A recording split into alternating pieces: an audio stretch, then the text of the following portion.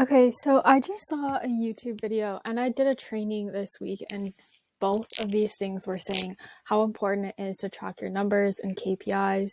And traditionally, I tracked my sales just in HoneyBook. So, HoneyBook gives a good breakdown of how much projected cash I have coming in based on my contracts, how much cash I've collected, what cash isn't there. So, I really like that system. But what I wasn't doing a good job of is just tracking my overall business. So before I fill in my data, I'm going to go ahead and show you the numbers I'm tracking and why I'm tracking them.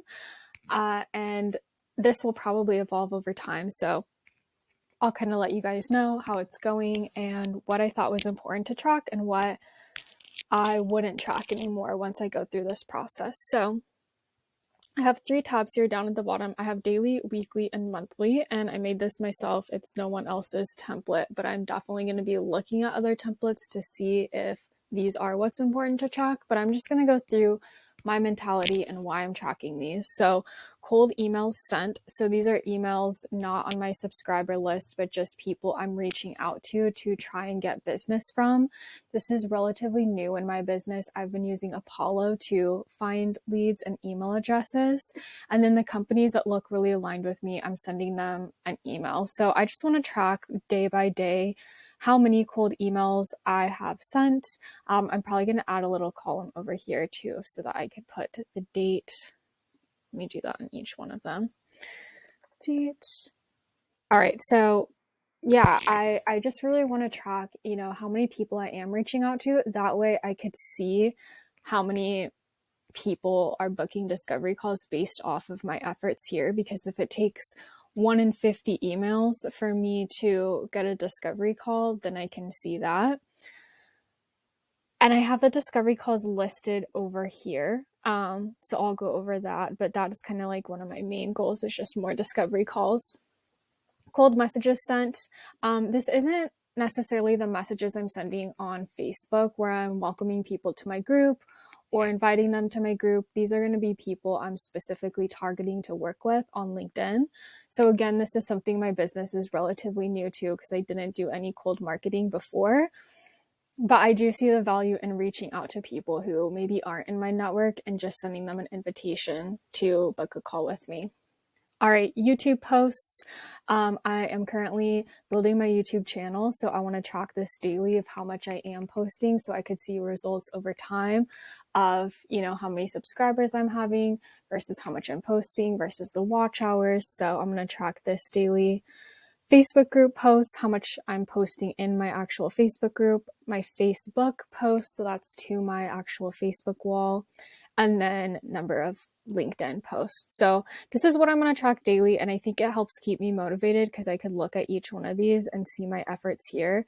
Maybe some days I'm more in like the cold emailing space where some days I'm posting a lot, but I just want to see over time what this looks like and what data I can glean from it.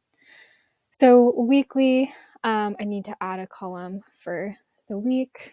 Discovery calls, this is going to be a really important metric for me because the more calls I'm hopping on, the more people are interested in my service potentially. And so I want to see this number grow over time as my business is growing. Before I did a really deep dive into my business and I saw that if I had at least 5 discovery calls in a month, at least one person would convert. And so if I'm having 5 discovery calls a week, then I'm probably going to be signing 1 client a week, but not quite sure yet as I've revamped everything, but want to see if that holds true. Number of YouTube subscribers. So this is important because you can actually monetize your YouTube once your subscribers hit 1,000. So I think continually tracking this and seeing week by week how much it's grown will be really helpful for me to predict when I'll be able to hit 1,000 people, as well as see how much I've posted in that week. All right, YouTube watch hours. The other requirement to be paid on YouTube is you need 4,000 watch hours. So week by week, just tracking where I'm at to see how I'll hit the 4,000. And my goal isn't necessarily to make a full-time income from YouTube. I think that will just be another passive income stream. Really, my goal on YouTube is for people who are considering working with me to be able to see a little bit more about me, my teaching style, and people who aren't quite there yet to have some resources to learn from me. All right, my Facebook group number. I do want to continually grow this group as it is a big source of marketing for me. I also really enjoy Facebook groups, and I want this to be a place in the future where people could put jobs. I want this to be a place where people are really connected, and this is the main source of revenue for my course. Like, the more people I have in my group, the more potential course leads I have. And potentially in the future, if my Facebook group does grow, I could have a paid membership or even have people pay to advertise on my group. All right, Facebook friends. This metric doesn't really matter, honestly. You can only have 5,000 Facebook friends anyway, in which case at that point, I'll probably delete some of the people who wouldn't be a client or who aren't like a personal friend. But with Facebook friends, I'm just tracking it because I do see a lot of requests coming in lately. Over the past couple months, I feel like my Facebook friends have grown significantly. And I think this does impact overall my business and just the traction I'm getting on there and how I'm leading people to other aspects of my business. And then LinkedIn connections and followers. I really am trying to grow my LinkedIn because I think that this is a professional site.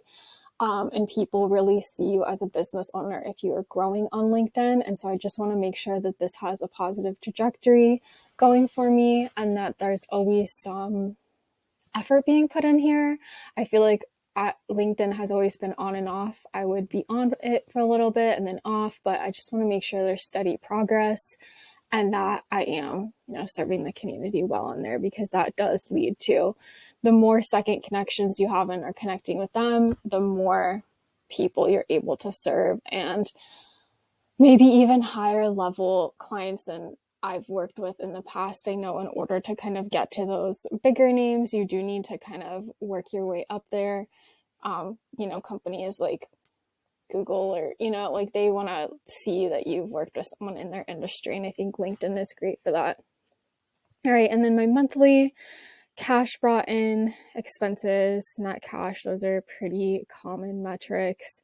And then I just wanted to break it down into both of these because I do a group program called Lead Generation Accelerator, and then I do done for you services. So I just wanted to see how many of each of these I'm selling. So that's kind of where I'm starting with my KPIs. Let me know in the comments if you are tracking metrics and what those are. And feel free to subscribe and follow along on my business journey as I am rebuilding my lead generation company, teaching people how to use tech, and helping people with their lead generation efforts. Thank you so much for watching.